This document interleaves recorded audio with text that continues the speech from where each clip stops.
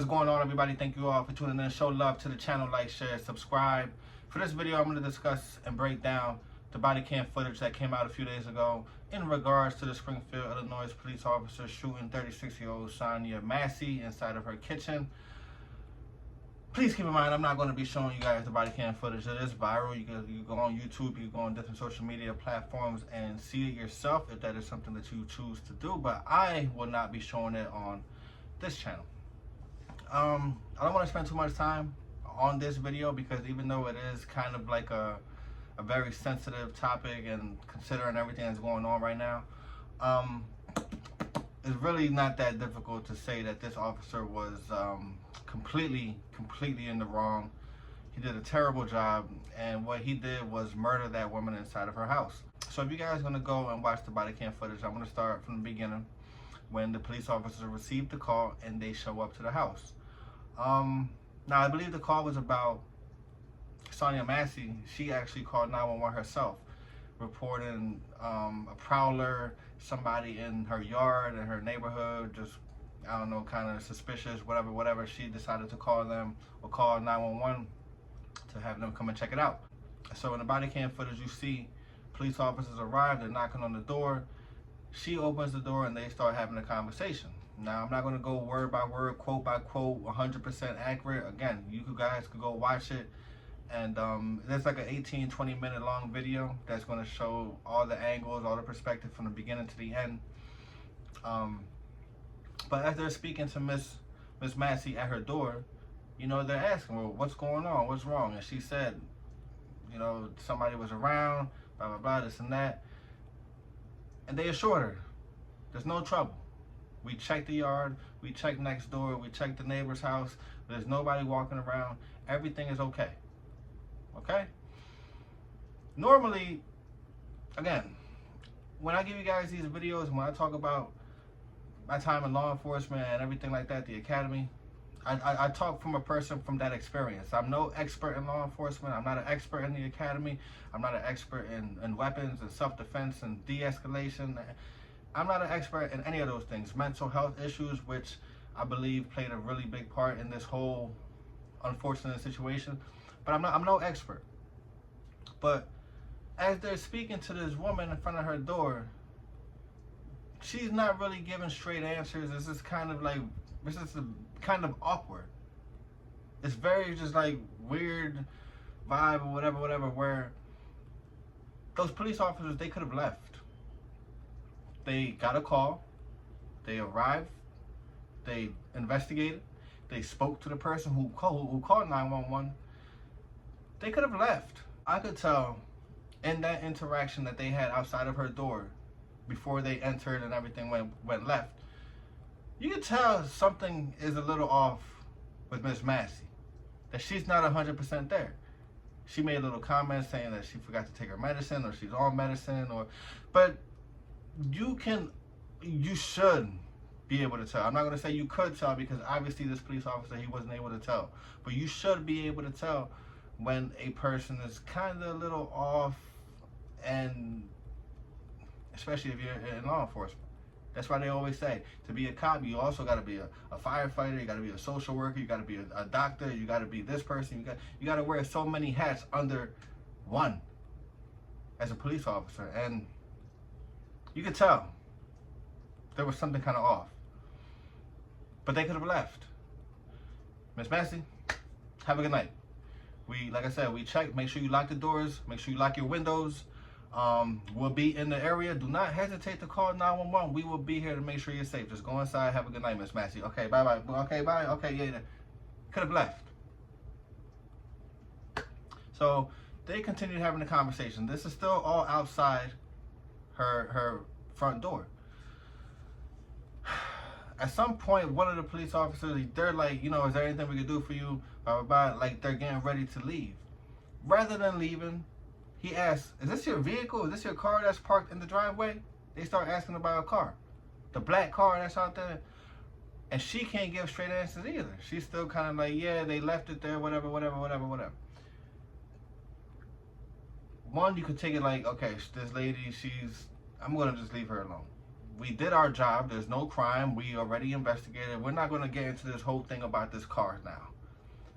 If you are a police officer in that situation, and you do feel like that car was stolen or used in another crime or anything, was because there's really nothing suspicious about that car besides that the person that you're talking to is kind of just giving you weird answers or shady. But you're not there for a stolen vehicle. You're not there because, oh, this is a matching description of a vehicle that was stolen or used in the robbery or this and that. You're just there. You're not there. It has nothing to do with anything. And I said before, they could have left. Ms. Massey, have a good night. Have a good night. Have a good night. At some point, they went inside the house. I couldn't hear in the body cam footage if they kind of was like, yo, do you mind if we go inside? And she just kind of let them in or whatever. But they had no business being inside of her house. There was no crime. They already did what they were supposed to do. So they're in the house, right? She's sitting in the living room. One of the officers standing right in front of her. Another officer to the side. You see him with the body cam. He's looking into the bedroom, the side rooms, whatever.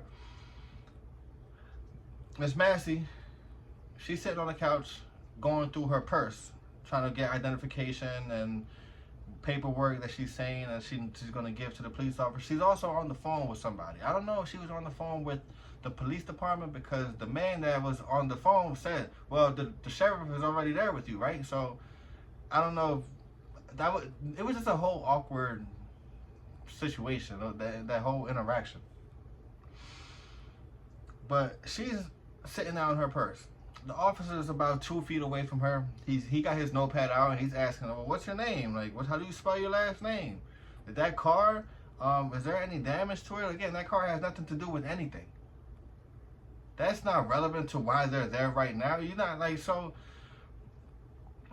I feel like these officers were kind of fishing for something. Like trying to kind of just find, knowing, all right, maybe she's not 100% there. Maybe she's on drugs. Maybe we'll get inside her house. Maybe we'll find drugs on the counter. Maybe we'll find paraphernalia somewhere. Maybe we'll find something to have a reason to arrest her or do something to her. They had no business continuing on and being inside of that house at all. So he's standing above her. She's on the couch. What's your name? The car information, blah, blah, this and that. She's going through her purse. If you went through the academy, if you worked in law enforcement, you know, no bags, no pockets. Don't let anybody go in their pockets or in their bags. So if there was going to be a threat at any point during this whole situation, from when they made contact until to the final moments, it should have been there when the lady's going through her purse. Whoa, yeah, please don't go through your, I'm just trying to find my ID. Okay, well, don't go through. Well, he's fine. Oh, well, writing on his notepad. That should have been a threat right there. But he didn't feel a threat. She pulled another shopping bag closer to her. She's going through it. She says to the officer, hey, give me some paper. Hand me over those paperwork over there and hand me my Bible or whatever. Now, this is when things start to go left.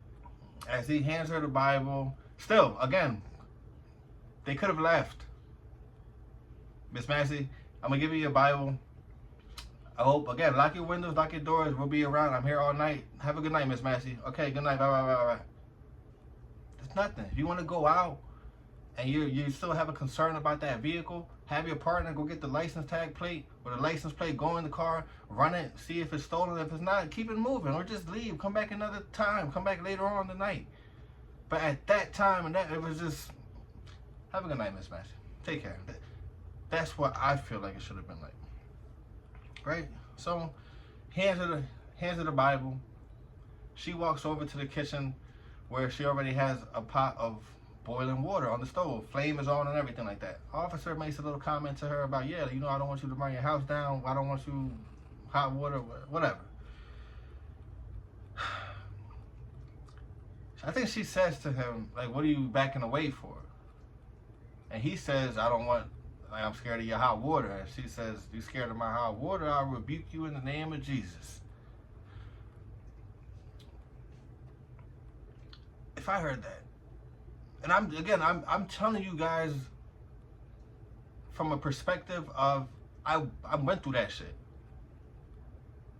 I work with people who I like to think that when we see all these videos pop up and all these shootings, I like to think that the people I work with, them, they wouldn't handle it the way we see it handled a lot of times. Because whether it's with training or whether it's just having the mental capacity of just knowing like, oh, that's not, I just got done showing you guys this video before I made this one about a police officer with perfect de-escalation, a perfect form tackle, a perfect everything, a perfect use of force, no gun, no taser, nothing. Nothing. But there are plenty of officers, I bet you, if they went into that car, that same one that I showed you guys before, officer will walk into that, gun drawn, taser out. Let me see your hands. Let me see you. All that already. You know what I mean? So there are ways to go about things. There are different types of ways to go about things. So she says, I rebuke you in the name of Jesus. I rebuke you in the name of Jesus. I would have left. Okay, Miss Massey, have a good night. Bye. I'm not dealing with this shit. I'm not. Could have left. What does he say? His hand was already on his gun.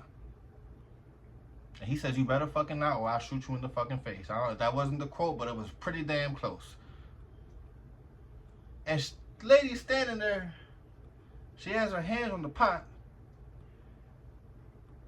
Police officer has his hand on his gun. So it's kind of like a... And man, he drew so fucking fast. I got scared. I was like, it's a natural reaction. So you see him pull the gun out, and she's like that by the stove, dropping to the bottom of the stove. Now, whether she tried to throw the water like that when you're almost 10 feet away, and how much damage is that really going to do to you? That officer, he didn't look like a small guy. I think he would have been okay. I think you could have taken the chance of getting burned or getting, because he said she charged him with the pot of boiling water. At no point did I see anybody get charged in that video. I seen a lady get a gun flash in her face. She dropped to the ground. She had the pot.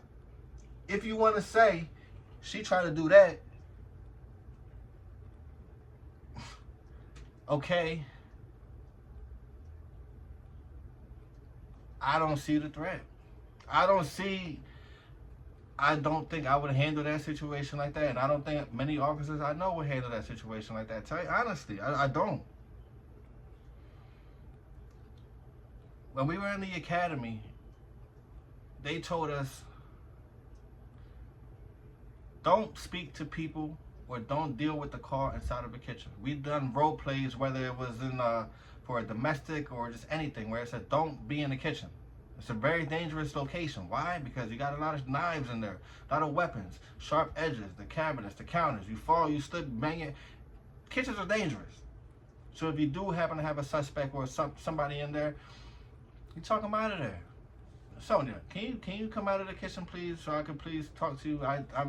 We're about to leave. Let's just come out. Come back and sit on the couch. Another thing they taught us in the academy was the gift of gab. You gotta know how to talk to people.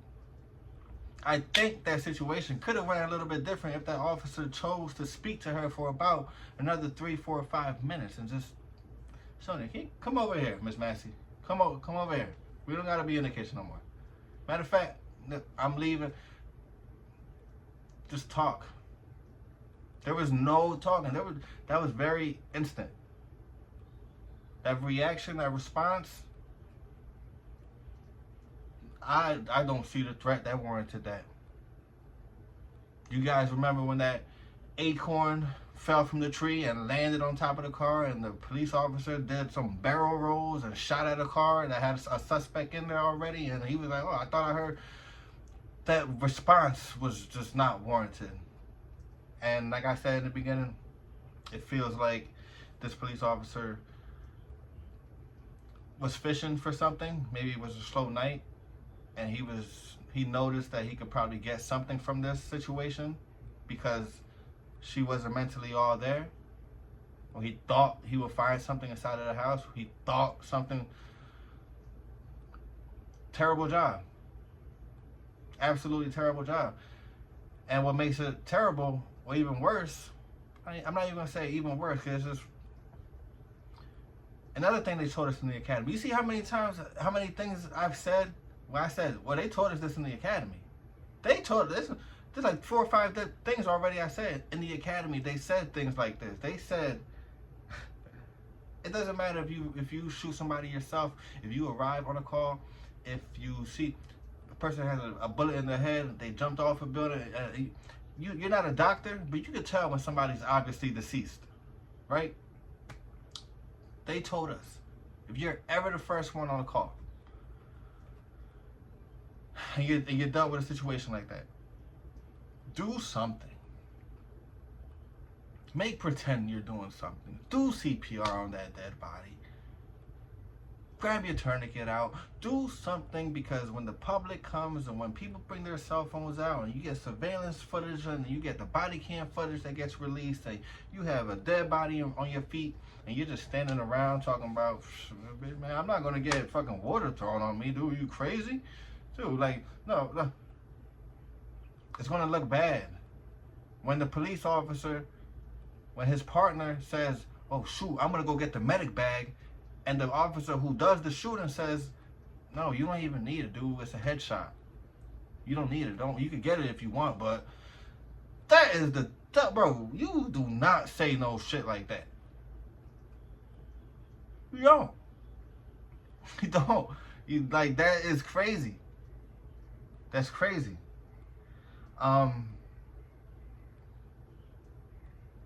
It's unfortunate. Rest in peace to Sonya Massey. Like I said, I think that police officer did a terrible job, and I think what he did, he was murder. Straight up. I think he had no business being in law enforcement. I think his history was, he was with 6 departments in 4 years. Look, you guys can say whatever you want about my situation.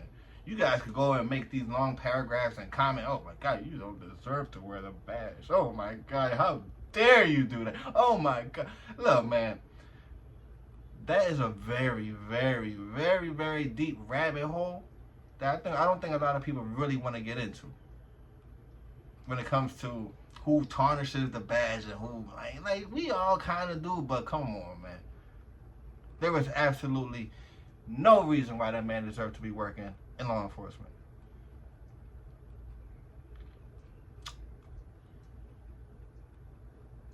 You guys be careful. Be careful.